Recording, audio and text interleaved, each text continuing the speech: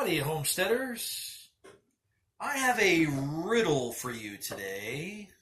What does a grinder, a popcorn popper, and green beans all have in common? Now,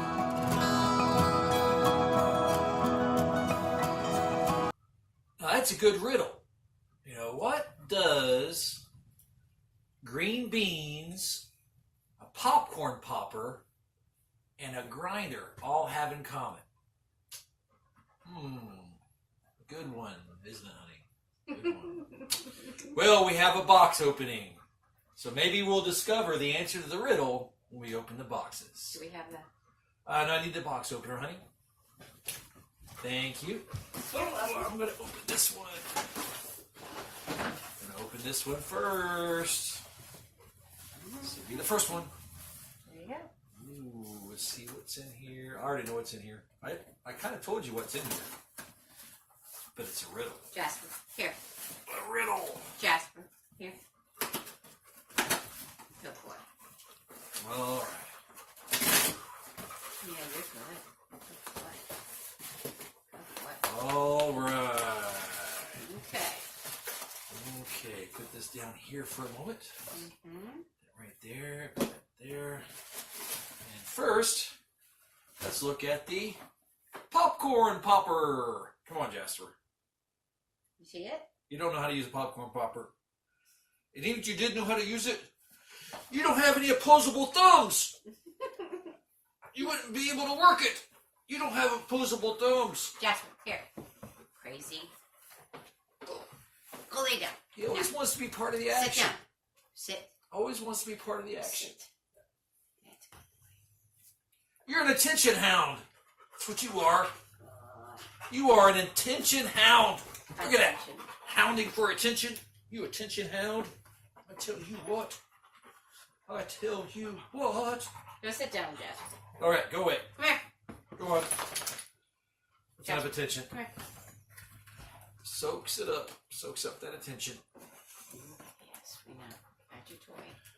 All right. We know. Got your toy. Let's unbox this. Our popcorn popper. All right. This is the top of it. Ooh, yeah. Look at that. I like that. And here is the chamber. Go lay down, Jasper. Oh, I think that's going to work perfectly. Yes. Nice metal chamber in there. Oh, I like that. I think it's going to work splendidly. Okay. All right. Oh, a little additional information. Only my wife likes popcorn. I don't like it. I like it. She likes it. I don't care for it. You know. And one of the reasons why is when I was growing up, I don't know how long it was. I think it was like an entire summer. We must have had popcorn every night, every day. My mom would make popcorn, and she'd make popcorn, and she'd make popcorn. I got sick and tired of popcorn. Turned me off of it. So I'll eat it on occasion, but I got to tell you, I don't like popcorn. But we have a popcorn popper. Isn't that great? All right? And another piece of information, just so you know. My wife does not use popcorn poppers to pop her popcorn. She only pops her popcorn on the stove. Was it cast iron? No, stainless steel. Stainless steel, okay. But she pops it in a pan on the stove. So she will not be using this for popcorn. Don't care to. But we have a popcorn popper. Isn't that great? All right. I like my popcorn popped with oil. It gives it a good flavor. Right. Makes it moist. Yeah, she doesn't like the air-popped popcorn. Nope. But we have a air popcorn popper. Isn't that great? Air popcorn popper. We have one. He doesn't eat popcorn, and I won't eat popcorn made in an air popper. Yeah, she doesn't like using the air popper one. So, the perplexing riddle. Okay. Okay, this is Next thing. part of the grinder. Now this one, for a lot of you, will probably give it away.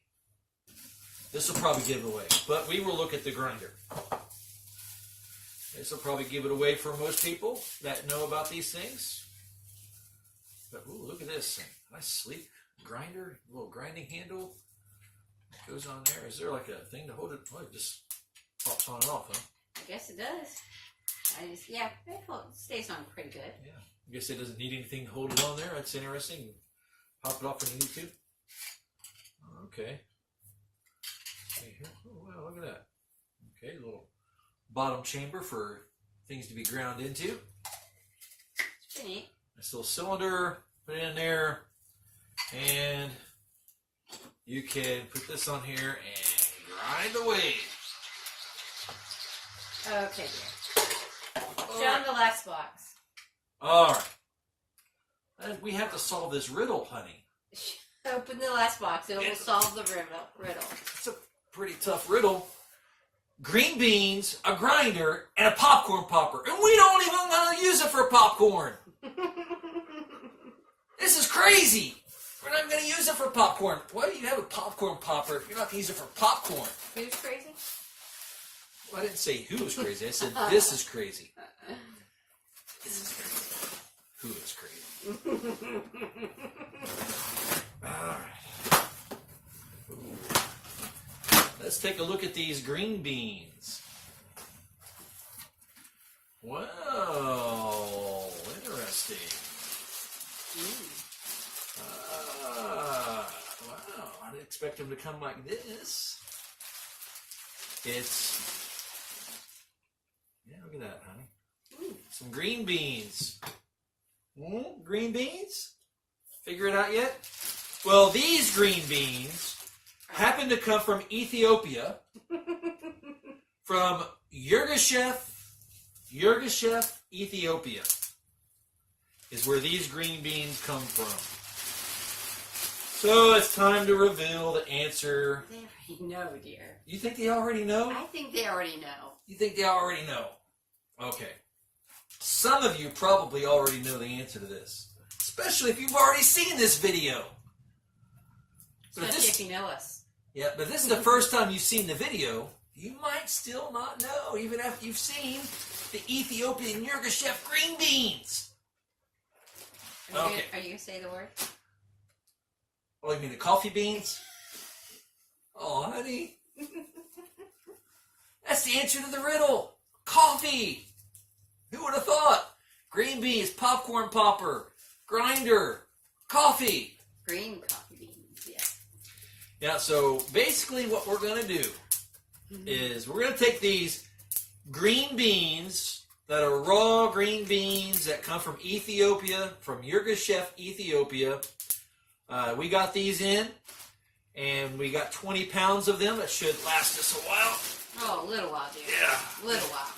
20 pounds of coffee beans that have not yet been roasted. These are still fresh from Ethiopia. They have not been roasted. That's why they're called green beans. That's why they're called green beans. Any coffee bean that has not been roasted yet is called a green bean. And the popcorn popper is going to be our coffee roaster. You may have actually seen some videos on YouTube where people have used popcorn poppers to roast their coffee. With this, we can roast 4 ounces of green coffee beans at a time. So you do this 4 times, it'd be a pound. So to get a pound of roasted coffee beans, we got to roast it 4 times, right? You do 4 ounces at a time, you know. And you don't have to do a whole pound. I mean, you could do 4 ounces of roasted coffee beans, and you could grind those and brew your coffee from those until those run out, and then do another 4 ounces. You can do that. Now, why would we do that? Why would we want to get our own coffee beans from Ethiopia? And why would we want to roast it ourselves, right? Why would we do that? Why don't we just go to the store and buy coffee? We're spoiled. Spoiled. Yes. We've been spoiled. We've been spoiled. If you've never had fresh roasted coffee, then I would contend to you that you've never really had coffee. Not real coffee. Well, okay, technically, it's real. Technically, that stuff they sell at the store is real coffee. Technically, right? But I'm telling you, it's a world of difference.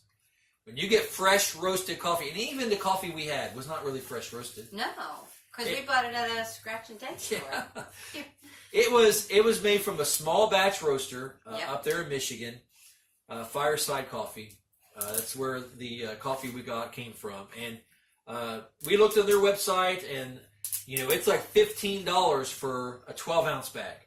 Especially for our Ethiopian, that's our Right. favorite kind. Right, so that's about $15 for a 12-ounce bag from this place, and it's worth it. It's very good coffee. It is. Mm-hmm. And we got it from a scratch and dent place. It was a Mennonite store, quite a bit away from here. But we saw it in there, and I knew that was the find. I was like, oh, we got to get that. We bought every last bag. 12 ounces for $2.50. Now, if we could repeatedly do that every time, I would not be roasting my own coffee. Yeah. I tell you that. That's a one-time find. That was a one-time thing. That was a one-time find. Yeah, that's not going to happen again. Well, it might happen again, but we can't rely upon that. That's true. That's like whenever it happens, it happens. So, you got to kind of take control of these things and make them happen when you want them to happen. So that's what I got to start on. But even then, that coffee wasn't very fresh. But it's still better than any other coffee we've ever had. It was so good. In the store. So that coffee in the store, I don't know how old it is. It must be really old. It had to be several months, I'd say. I don't know, because the stuff we got was old. Because it was old enough to make it to a Mennonite scratch and dent store. It was old enough to make it that far. You know what I mean? So, anyhow, that's what got us started on it. And that coffee was far fresher than anything we've had in the stores. Had a flavor in it that we've never really had before. No. So that's what got us to go down this road of roasting our own coffee. And it wasn't just that it was a better quality bean. It was also that most of it was all light roasted. Right. And we've come to find it's hard to find light roasted in the United States. In the store. So it was extremely much better, Right. light roasted to even maybe just slightly medium. But you can't find it easy. Yeah, there's something that you have to just understand about coffee, right? When you get it fresh roasted, they say the first 3 weeks of roasting it, that's when you're going to experience the best flavor. Now, we have not experienced that flavor yet. Not yet. Oh, soon. Yeah, soon. Yeah. So the first 3 weeks is the best time to experience that flavor. Now, once you go beyond that, the flavor degrades from that point. That answers the riddle. What do green beans, a popcorn popper, and a grinder have in common? Coffee. Coffee. Coffee. Good coffee. Good coffee. Or bad coffee. Yeah, I guess. If you don't do it right, if you don't pay attention to what you're doing, you can very easily get bad coffee.